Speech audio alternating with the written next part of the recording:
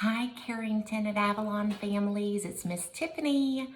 I hope you guys are doing great. It's been a whole week since I've seen you guys. I definitely miss seeing all your smiling faces. But today I'm going to read you guys a story. This is one of my daughter's favorite stories. She was so excited when she saw we had it here at home too, because she reads it at school. So I'm going to read it to you guys, and I hope you guys enjoy. It's called I Need My Monster, and it's by Amanda Noll. So we're going to read this. So get ready. Hope it's not too scary. I don't think so. All right. I Need My Monster. Tonight, when I looked under the bed for my monster, I found this note and said, "Gone fishing back in a week, Gabe." What was I gonna do? I needed a monster under my bed. How was I supposed to get to sleep if my monster was gone? I tried to sleep, but it wasn't the same without Gabe. I missed his ragged breathing, his nose whistling, the scrambling of his uncut claws. How would I ever get to sleep without Gabe's familiar scary noises and his spooky green ooze?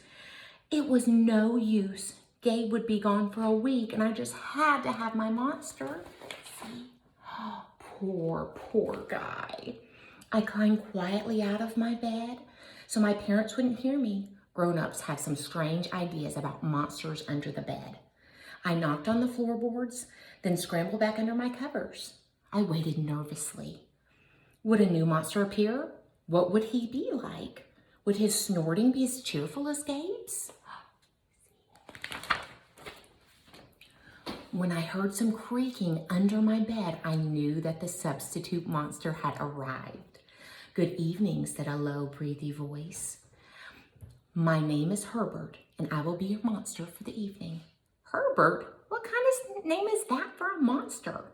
You don't sound scary at all. Have you ever scared a kid before? Well, no, but I have read all the best books on the topic. Do you have long teeth and scratchy claws, I asked. No, but I have an overbite, and I'm a mouth breather. Listen. Herbert's panting was kind of scary, but it wasn't enough for me. He was not convinced, huh? Listen, Herbert, I'm sorry. I just don't think this is going to work. It's nothing personal, but I really need a monster with claws. Picky, Herbert complained. As you wish, I'll go. There was some more creaking, then Herbert was gone. Aw, poor Herbert, he just was not scary enough, huh? Some scratching warned me that a second monster had appeared. "Good evening," he said in a high, silky voice. "My name is Ralph. I understand you need a monster with claws. If you would please lean over, and I will hold out an arm for inspection." I crouched on the edge of the bed, hoping to see a horrible, shaggy arm with sharp, ragged claws. Nails, I'm sorry about that. Ragged nails. Instead, I was surprised to see sleekly brushed fur with smooth, shiny claws. "Excuse me, I don't mean to be rude," I asked, "but is that nail polish on your claws?" "Yes, it is," Ralph replied. "I believe professional monsters should always be well groomed." I could tell that this was not going to work either.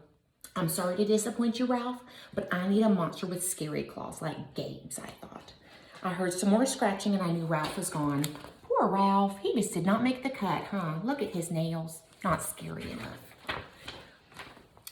A minute later, a third voice from under the bed rasped, "Check out these claws, kid."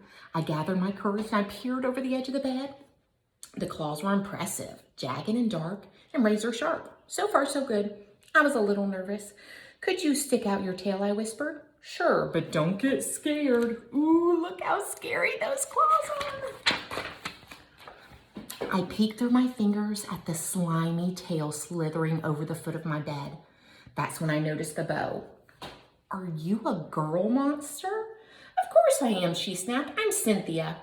Do you guys know a Cynthia? Do you have a problem with that? Yeah, I do, I admitted. I definitely need a boy monster. Boy monsters are for boys and girls monsters are for girls. Everybody knows that.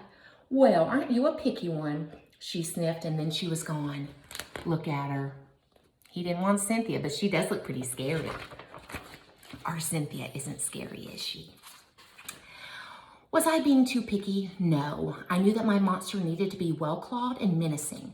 The whole point of having a monster, after all, was to keep me in bed, imagining all the scary stuff that could happen if I got out. Look at him. Ooh, scary. Then I heard a shuffling noise and some slobbering. A fourth monster was under my bed. Hey, the name's Mac. One look at his claws proved that Mac was a big, scruffy boy monster. I shivered. Maybe this one would work. Those are excellent claws, but do you have a long tail? I leaned over to see. No, my tail is stumpy, Mac slurped. But I do have an unusually long tongue. Why would I be afraid of a long tongue? I asked. Oh, I don't know, he said, trying to sound terrifying. You never know when I might lick you. I fell back in the bed laughing. Look at that. He thinks that is too funny. Well, if you're not even going to try to work with me, Mac whined. I held in my giggles. I really don't think you should send me away, he warned. Kids who reject 5 monsters in one night. I did not reject 5 monsters tonight, I interrupted. My regular monster went fishing. Fishing, eh? Maybe he just left because you're so picky. Fine, I'm out of here, but I wouldn't expect another monster tonight if I were you. See, right there. Not scary enough, huh? How was I ever going to get to sleep without my monster? I was surprised to hear more creaking under the bed. Loud creaking and scratching. I thought no more monsters were going to appear tonight, I said. Sorry I'm late, kid. Whew, it was Gabe. I thought I would enjoy fishing, but I didn't, he explained. Those fish scare too easily, no challenge at all. You, however, are challenging. My friend, you're almost too old to be afraid of monsters. You keep me on my toes. Ah, toes, a delicious snack. The bed quivered as Gabe's stomach rumbled with hunger. Now, if you don't mind, I'd like to start the evening with a ominous puddle of drool. I peeked over the edge of the bed. Green ooze spread soundlessly from underneath. Oh, Gabe's back. Doesn't he look scary? Then the bed trembled as Gabe unfurled his spiked tail. He was daring me to guess where he might pop up. I shivered. Ooh. So you had some substitute monsters tonight, Gabe said, sharpening his claws on my bedpost. Were you scared? When Gabe started tapping, I could tell he wanted to know if I still needed him. No other monsters can scare me like you, I giggled, diving under my covers and pulling them up tight. Through the blanket, I heard Gabe's soft, comforting snorts. Ha ha! I knew it. We're made for each other, he growled. When my blanket started to slip off the bed, I knew Gabe was ready to eat. Now, if you could please stick out your foot, he said, I'd like to nibble your pinky. I yanked my blanket back up and scrunched up my feet so Gabe couldn't get them. No toes tonight, but you can have this, I offered, pushing a pillow off the bed. I didn't even hear it hit the floor. Gabe was back. The ooze was perfect. Everything was back to normal. I shivered again. I'd be asleep in no time. The end. I hope you guys like that story, and I hope you're not afraid of monsters, because there's no monsters under the bed. But I really enjoyed reading to you guys, and I hope to read to you again soon. Later this week, Miss Cynthia or Miss Brittany might have a special message for you guys on Thursday. Hope you guys have a great day. Give your mom and dads a big hug from us, and we hope to see you very, very soon. Have a great Tuesday. Bye.